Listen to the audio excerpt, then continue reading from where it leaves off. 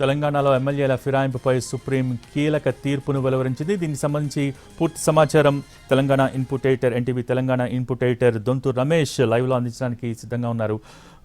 రమేష్, ప్రస్తుతం మనం చూస్తూ ఉన్నాం ఒక కీలకమైన సుప్రీంకోర్టు తీర్పుని. తెలంగాణ ఎమ్మెల్యేల ఫిరాయింపులకు సంబంధించి ఏం జరుగుతుందా అన్న ఒక ఉత్కంఠ నిన్నటి నుంచి కూడా ఉంది. సో ఈరోజు సుప్రీం తీర్పు వెలువరించింది. ఈ తీర్పు సారాంశం, పూర్తి సారాంశం ఏంటి? తీర్పు ఇచ్చే నేపథ్యంలో సుప్రీం ఎటువంటి కీలక కామెంట్స్ చేసింది?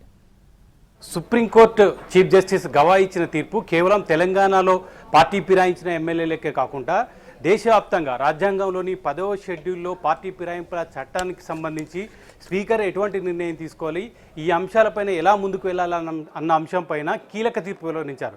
అనేక రాష్ట్రాల్లో కూడా చాలామంది ఎమ్మెల్యేలు ఒక పార్టీలో గెలిచి ఇంకొక పార్టీలోకి ఫిరాయించడం, వాళ్ళ మీద చర్యలు తీసుకోకుండా నెలల తరబడి, సంవత్సరాల తరబడి పూర్తి పదవీకాలం ముగిసే వరకు కూడా స్పీకర్ నిర్ణయం తీసుకోకపోవడం లాంటి చర్యలు జరుగుతూనే ఉన్నాయి, దేశవ్యాప్తంగా జరుగుతున్నాయి. ఈ నేపథ్యంలోనే తెలంగాణలో బీఆర్ఎస్లో గెలిచి కాంగ్రెస్లోకి 10 మంది ఎమ్మెల్యేలు పార్టీ ఫిరాయించారు. వీళ్ళకి సంబంధించి ఇప్పటికే సింగిల్ బెంచ్లో ఒక తీర్పు వచ్చింది, హైకోర్టు సింగిల్ బెంచ్లో, ఆ తర్వాత డివిజన్ బెంచ్లో తీర్పు వచ్చింది.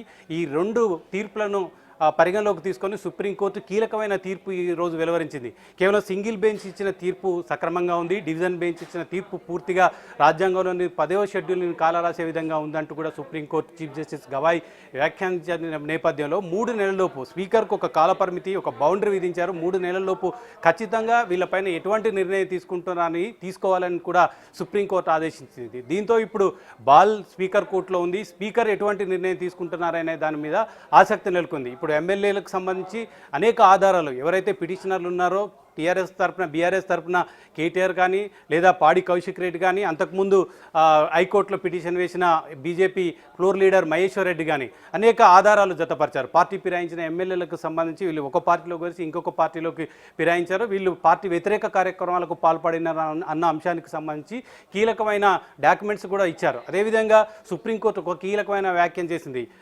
పార్టీ ఫిరాయించిన ఎమ్మెల్యేలపైన సుప్రీంకోర్టే డైరెక్ట్గా వేటు వేయాలన్న అంశానికి సంబంధించి సుప్రీంకోర్టు అక్కడ జోక్యం చేసుకోలేదు. స్పీకర్కి నిర్ణయాధికారాన్ని వదిలేసింది తప్ప నేరుగా వేటు వేయడం కుదరదు, అది సక్రమంగా కూడదు, రాజ్యాంగ విరుద్ధం అంటూ కూడా గవాయి వ్యాఖ్యానించారు. సో ఇప్పుడు స్పీకర్ నిర్ణయం తీసుకోవాలి. స్పీకర్ ఎటువంటి నిర్ణయం తీసుకుంటారనేది ఆసక్తి. ఇప్పుడు స్పీకర్ ముందున్న ఆప్షన్స్ ఉన్నాయి. ఇప్పటికే స్పీకర్ ఎవరైతే డివిజన్ బెంచ్ ఇచ్చిన, హైకోర్టు డివిజన్ బెంచ్ ఇచ్చిన తీర్పు నేపథ్యంలోనే ఇప్పటికే 10 మంది ఎమ్మెల్యేలకు నోటీసులు జారీ చేశారు.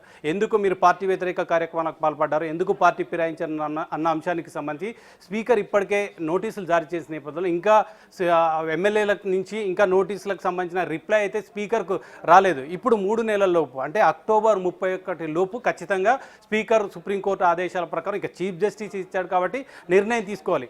ఈ ఫలాని నిర్ణయం తీసుకోవాలి, చర్య తీసుకోవాలి, వేటు వేయాలి, వీళ్ళు పార్టీకి వ్యతిరేకంగా పనిచేశారా లేదా అన్న అంశాలను ఎక్కడ కూడా చీఫ్ జస్టిస్ ప్రస్తావించలేదు. ఇప్పుడు వీళ్ళ మీద వచ్చిన కంప్లైంట్కి సంబంధించి ఎవరైతే పిటిషనర్లు ఫిర్యాదు చేశారో పార్టీకి వ్యతిరేకంగా పనిచేశారు, పార్టీ ఫిరాయించారు కాబట్టి రాజ్యాంగంలోని 10వ షెడ్యూల్ అనుసరించి ఎటువంటి నిర్ణయం తీసుకోవాలనే అంశానికి సంబంధించి కూడా స్పీకర్ పరిధిలో ఉంది. స్పీకర్ ఎటువంటి నిర్ణయం తీసుకుంటారు, వేటు వేస్తారా లేదా దానం నాగేంద్ర ఒక పార్టీలో గెలిచి ఆ తర్వాత ఇంకొక పార్టీకి సంబంధించిన కాంగ్రెస్ పార్టీ మీద బీఫామ్ మీద సికింద్రాబాద్ పార్లమెంట్ సభ్యుడిగా, లోక్సభ సభ్యుడిగా పోటీ చేసిన నేపథ్యంలో ఖచ్చితంగా ఎవిడెన్స్ని బీఆర్ఎస్కి సంబంధించిన పిటిషనర్లు ముందుంచిన నేపథ్యంలో దానిపైన ఎటువంటి నిర్ణయం తీసుకుంటున్నారు అనేది కూడా ఆసక్తి. ఎందుకంటే అతనికి సంబంధించిన డైరెక్ట్ ఎవిడెన్స్ కనిపిస్తుంది. బీఆర్ఎస్ కారు గుర్తు మీద గెలిచారు, మళ్ళీ అదే స్వల్ప వ్యవధిలోనే లోక్సభ ఎన్నికలు జరిగిన నేపథ్యంలో సికింద్రాబాద్ నుంచి ఆయన పోటీ చేసిన నేపథ్యంలో కాంగ్రెస్ అభ్యర్థిగా పోటీ చేసిన నేపథ్యంలో అది ఎవిడెన్స్గా చూపిస్తున్నారు. సో ఇదంతా పరిగణలోకి తీసుకోవాల్సింది. ఆయనే కాదు, కడియం శ్రీయర్ కానీ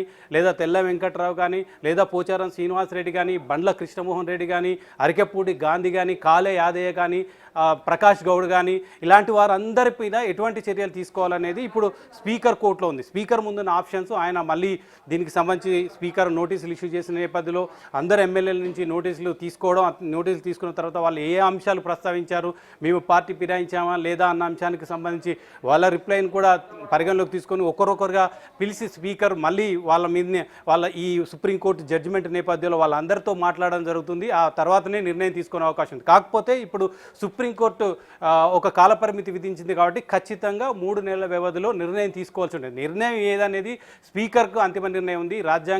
రాజ్యాంగం ప్రకారం 10th షెడ్యూల్ ప్రకారం స్పీకర్ నిర్ణయాల్లో సుప్రీంకోర్టు కానీ నేరుగా జోక్యం చేసుకొని ఒక కాలపరిమితి విధించారు. ఆ కాలపరిమితికి సంబంధించి దేశవ్యాప్తంగా కూడా పార్టీ ఫిరాయించిన అనేక రాష్ట్రాల్లో కూడా పార్టీ ఫిరాయించి ఒక ప్రభుత్వాన్ని కూల్చడానికి ఇంకొక ప్రభుత్వాన్ని నిలబెట్టడానికి కూడా ప్రయత్నం చేసిన ఎమ్మెల్యేలు ఉన్నారు. వాళ్ళందరికీ సంబంధించి కూడా ఇది ఒక ఉదాహరణగా చెప్పవచ్చు. ఈ జడ్జిమెంట్ను ఇంకా ముందు కూడా భవిష్యత్తులో కూడా తెలంగాణ పార్టీ ఫిరాయింపులకు సంబంధించిన ఈ జడ్జిమెంట్ ఇంకా చాలామందికి రిఫర్ కూడా అవుతుంది. వాళ్ళకి సంబంధించి కూడా నిర్ణయం తీసుకోవాల్సి ఉంది. ఇప్పటివరకు స్పీకర్ అధికారంలో ఎవరు జోక్యం చేసుకోలేదు. స్పీకర్ తరఫున కూడా వాదించిన లాయర్లు కూడా సుప్రీంకోర్టులో స్పీకర్ అంతిమ నిర్ణయం, స్పీకర్ అధికారంలో సుప్రీంకోర్టు న్యాయ వ్యవస్థ ఒక వ్యవస్థలో ఇంకొక వ్యవస్థ ఒక న్యాయ వ్యవస్థ జోక్యం చేసుకోకూడదంటూ కూడా స్పీకర్ తరఫున వాదనలు వినిపించిన నేపథ్యంలో ఇక వాదనలు 10th షెడ్యూల్ రాజ్యాంగం ఒక పార్టీ ఫిరాయింపులకు సంబంధించి ఖచ్చితంగా ఒక నిర్ణయం తీసుకోవాల్సి ఉంటుంది. అది ఎవరికి కూడా రాజ్యాంగాన్ని దాటవేసి ఎవరు కూడా నిర్ణయం తీసుకోవడానికి అవకాశం లేదు అంటూ కూడా గవాయి వ్యాఖ్యానించిన నేపథ్యంలో ఇప్పుడు ఖచ్చితంగా స్పీకర్ నిర్ణయం ఆ నిర్ణయం ఏ విధంగా ఉంటుంది అనేది ఆయన మీద ఆధారపడింది. న్యాయ నిపుణులతో చర్చించే అవకాశం ఉంటుంది. స్పీకర్ నోటీసులు ఇచ్చిన నేపథ్యంలో వాళ్ళందరి నోటీసులను పరిగణలోకి తీసుకొని మళ్ళీ ఒకసారి పిలిచే అవకాశం ఉంటుంది. సో ఇదంతా కూడా 3 నెలల ప్రక్రియలో భాగంగా స్పీకర్ ఎటువంటి నిర్ణయం తీసుకుంటున్నారనేది ఆసక్తికరమైనది. సో మొత్తం మీద ఒక బీఆర్ఎస్కి సంబంధించిన పిటిషన్లకు మాత్రం ఇది ఉపశమనం కలిగించే చర్య. ఇప్పటికే జూబ్లీహిల్స్ ఉప ఎన్నిక జరగాల్సింది 6 నెలల వ్యవధిలో 3 నెలల్లో ఈ నిర్ణయం తీసుకుంటున్న నేపథ్యంలో ఒకవేళ స్పీకర్ కనుక వేటు వేస్తే ఈ వీటితో పాటు ఉప ఎన్నికలు మళ్ళీ 11 అసెంబ్లీ నియోజకవర్గాల్లో కూడా ఉప ఎన్నికలు జరిగే అవకాశం లేకపోలేదు. సో ఇదంతా కూడా 3 నెలల వ్యవధిలో జరిగే అవకాశం ఉంటుంది. ఏం చేస్తారు, స్పీకర్ ఏం చేస్తారు అనేది కూడా ఆసక్తి. కేవలం తెలంగాణకు సంబంధించిన పిటిషన్లు కానీ ఇప్పుడు ఎవరైతే పార్టీ ఫిరాయించిన ఎమ్మెల్యేలు కాదు దేశవ్యాప్తంగా స్పీకర్ తీసుకొని నిర్ణయం పైన కూడా ఆసక్తిగా నెలకొనే అవకాశం ఉంది. ఈ నిర్ణయం రేపు ఇప్పుడు ఇచ్చిన జడ్జిమెంట్ కానీ ఇప్పుడు స్పీకర్ తీసుకుపోయే నిర్ణయం కానీ భవిష్యత్తులో ఒక ఈ రకమైన పార్టీ ఫిరాయించిన నేపథ్యంలో ఎటువంటి నిర్ణయం తీసుకుంటున్నారనేది అందరూ కూడా ఆసక్తిగా ఎదురు చూసే అవకాశం ఉంది. సో రమేష్, గత కొంతకాలంగా మనం చూస్తూ ఉన్నాం ఈ అంశం పైన బీఆర్ఎస్ కోర్టుకు వెళ్ళిన సందర్భంలో సరే మొదట్లో కొంత చర్చ జరిగినా కూడా తర్వాత నాయకులు, కాంగ్రెస్కి సంబంధించిన నాయకులు అనేక పబ్లిక్ ఫంక్షన్స్లో కావచ్చు ఎటువంటి ఉప ఎన్నికలు రావన్న ఒక ధీమాను వ్యక్తం చేస్తూ వచ్చారు. అంటే స్పీకర్ నిర్ణయానికి కాలపరిమితి విధించే విషయంలో ఎలాంటి తీర్పులు లేవన్న అంశం ఒకటిను, తర్వాత స్పీకర్ విశేషాధికారాలని కోర్టులు ప్రశ్నించజాలో ఇటువంటి పాయింట్సే వాళ్ళ కామెంట్స్ వెనకాల ఉన్న ధీమాగా మనం భావించచ్చా? సో ఇప్పుడు ప్రస్తుతం సుప్రీం తీర్పు వెలువరించిన నేపథ్యంలో ఎటువంటి సిచ్యువేషన్స్ ఉండొచ్చు? ఎవరు ధీమా వ్యక్తం చేసినా ఏకంగా ముఖ్యమంత్రి అసెంబ్లీ సాక్షిగా ఉప ఎన్నికలు రావని చెప్పినప్పటికీ అది కూడా సీరియస్గా సుప్రీంకోర్టు తీసుకుంది. ఇటువంటి వ్యాఖ్యలు ఒక ముఖ్యమంత్రి హోదాలో ఉన్న వ్యక్తి చేయడం కూడా సరికాదని కూడా గతంలో గవాయి ఈ కేసు విచారణ సందర్భంగా కూడా ప్రస్తావించడం జరిగింది. ఆ తర్వాత కోర్టుకు క్షమాపణ చెప్పుకోవాల్సిన అవసరం కూడా ఏర్పడింది. సరే, ఇవి కామెంట్లు జడ్జిమెంట్కు ముందు అనేక వాదనలు జరిగాయి, అనేక చర్చలు జరిగాయి, అనేక కామెంట్స్ కూడా వచ్చాయి. కాకపోతే ఇప్పుడున్న సుప్రీంకోర్టు ఒక డిసిషన్ అయితే ఇచ్చింది. ఆ డిసిషన్ నిజంగా ఒక సంచలనం అనే చెప్పాలి. భారతదేశ రాజకీయాలకు సంబంధించి ఎన్నికల్లో గెలిచిన ఒక పార్టీకి సంబంధించిన ఎమ్మెల్యేలు మరొక పార్టీకి ఫిరాయించడం, ఎమ్మెల్యేలు కావచ్చు, ఎంపీలు కావచ్చు, ఇంకెవరైనా కావచ్చు, పార్టీ ఫిరాయించిన సందర్భంలో స్పీకర్దే అంతిమ నిర్ణయం వదిలేయడం, అది ఏళ్ల తరబడి, నెలల తరబడి, సంవత్సరాల తరబడి వాటిపైన నిర్ణయం తీసుకోకుండా తీరా కాలపరిమితి ముగిసిన తర్వాత నిర్ణయం తీసుకోవడం అనేది ఇది సక్రమం కాదు. ఇది ఖచ్చితంగా నిర్ణయం తీసుకోవాలి. రాజ్యాంగం ఏ ఉద్దేశంతో రాశారో, ఏ సదుద్దేశంతో రాశారో దాన్ని ఖచ్చితంగా అమలుపరచాల్సిన అవసరం ఉందని కూడా గవాయి స్పష్టం చేశారు. గవాయి తీర్పులో స్పష్టంగా కనిపిస్తుంది. ఎక్కడ కూడా స్పీకర్ అధికారాల్లో సుప్రీంకోర్టు జోక్యం చేసుకున్నట్లు కనిపించడం లేదు. కాకపోతే కాలపరిమితి ఇది ఏళ్ల తరబడి కూడా నానబెట్టకూడదు. ఏళ్ల తరబడి నానబెట్టడం మూలంగా ప్రజాస్వామ్య రాజ్యాంగ స్ఫూర్తి కూడా దెబ్బతింటుంది. రాజ్యాంగ స్ఫూర్తి దెబ్బతిన్న తర్వాత వ్యవస్థలన్నీ కుప్పకూలిపోయే ప్రమాదం ఉంటుంది. కాబట్టి ఖచ్చితంగా ఏదైనా నిర్ణయం తీసుకునే విషయంలో స్పష్టమైన ఒక గైడ్లైన్స్ ఉన్నాయి. 10th షెడ్యూల్ చెప్పింది. 10th షెడ్యూల్ సక్రమంగా అమలుపరచవలసిన అవసరం ఉంది. రాజ్యాంగాన్ని పరిరక్షించే విధంగా సుప్రీంకోర్టు ఆ నిర్ణయానికి వచ్చింది, కాలపరిమితి విధించింది. గతంలో జరిగిన కమెంట్స్ని కానీ, గతంలో జరిగిన వాదనలు కానీ, గతంలో అసెంబ్లీలో కానీ బయట కానీ జరిగిన వాదనలు కానీ, పిటిషనర్లు ఎవరైతే ఫిరాయించిన ఎమ్మెల్యేలు ఉన్నారో వాళ్ళు ఇచ్చిన వాదనలు కానీ, వాళ్ళ తరపున వాదనలు వినిపించిన ఇవన్నీ కూడా పరిగణలోకి తీసుకున్న తర్వాతనే అంతిమంగా జస్టిస్ గవాయ్ ఒక నిర్ణయం తీసుకున్నారు. ఆ నిర్ణయం ప్రకారం ఇప్పుడు ప్రస్తుతానికి స్పీకరే నిర్ణయం తీసుకోవడమే అంతిమ నిర్ణయం అని చెప్తున్నారు. కానీ స్పష్టంగా స్పీకర్ ఎటువంటి నిర్ణయం తీసుకోవాలి, వీళ్ళ మీద చర్య తీసుకోవాలా లేదా అనే అంశం కూడా ఎక్కడ కూడా ప్రస్తావించలేదు. అదేవిధంగా నేరుగా సుప్రీంకోర్టు అనర్హత వేటు వేసే అవకాశాన్ని కూడా సుప్రీంకోర్టు తోసిపుచ్చింది. చివరిగా స్పీకర్ రాజ్యాంగ వ్యవస్థలో ఒక భాగమైన కీలక భాగస్వామైన ఆయన అంతిమ నిర్ణయం స్పీకర్ మాత్రమే నిర్ణయం తీసుకోవాలని చెప్పాలి. ఆ నిర్ణయం ఏ విధంగా ఉంటుంది, స్పీకర్ ఏ విధంగా నిర్ణయం తీసుకుంటున్నారు అనేది ఆయన పరిధిలో ఉన్న అంశం తప్ప సుప్రీంకోర్టు కూడా జోక్యం చేసుకున్నట్లు కూడా తీర్పులో ఎక్కడ స్పష్టం చేయలేదు.